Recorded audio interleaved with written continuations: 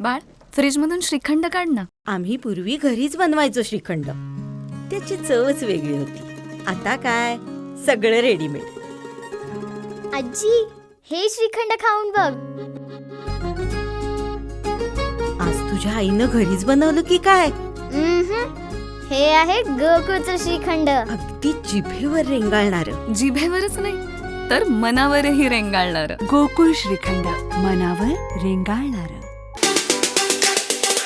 तुमच्या सदिच्छा आहेत. सावंतवाडीच्या खेळण्यांना चांगले दिवस यायचे असतील तर तो 100% पूर्ण होणार याची मी आपल्याला खात्री देतो. आणि अनेक गोष्टी आहेत ज्या तुम्हाला सांगण्यासारख्या आहेत.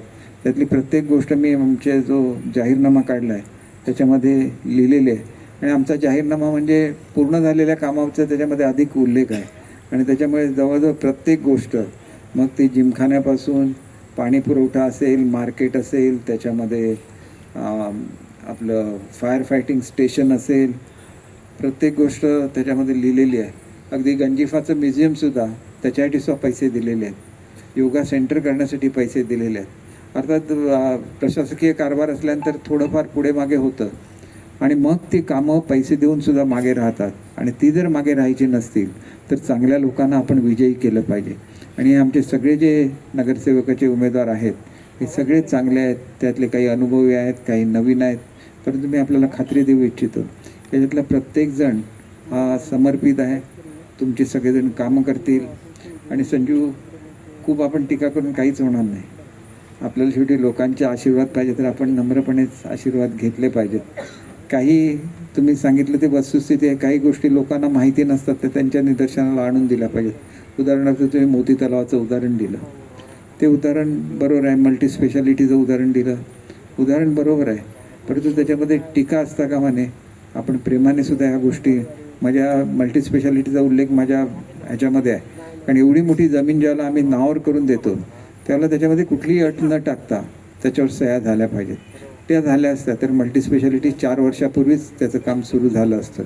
ही वस्तुस्थिती आहे. आणि त्याच्यामुळे जसं मल्टी स्पेशालिटीचं आहे तसंच एस टी स्टँडचं आहे. एस टी स्टँड दुरुस्त करायला पैसे मी 75 लाख रुपये मंजूर करून घेतले होते. परंतु एस टी स्टँड एवढ्या मोक्याच्या ठिकाणी आहे तर तिथं अतिशय सुंदर असं जर स्टँड होऊ शकला आणि त्याच्यामध्ये कोट्यावधी रुपयाचा खर्च होणार तर तो BOTवरच होऊ शकतो. त्याच्यामुळे BOTच्यासाठी शासनाने मान्यता दिलेली आहे. त्याच्यासाठी आर्किटेक्टची नेमणूक केलेली आहे.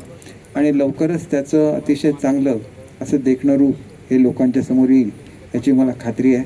दरम्यानच्या काळामध्ये काही अडचणी होत्या, त्याच्यामध्ये खड्डे पडलेले होते. तिथे सगळीकडे पेवर ब्लॉक मी बसवून घ्यायला सांगितलेत. बऱ्याच ठिकाणी पेवर ब्लॉक बसवले आहेत. काही ठिकाणी असतील तर ते सुद्धा बसवले जातील.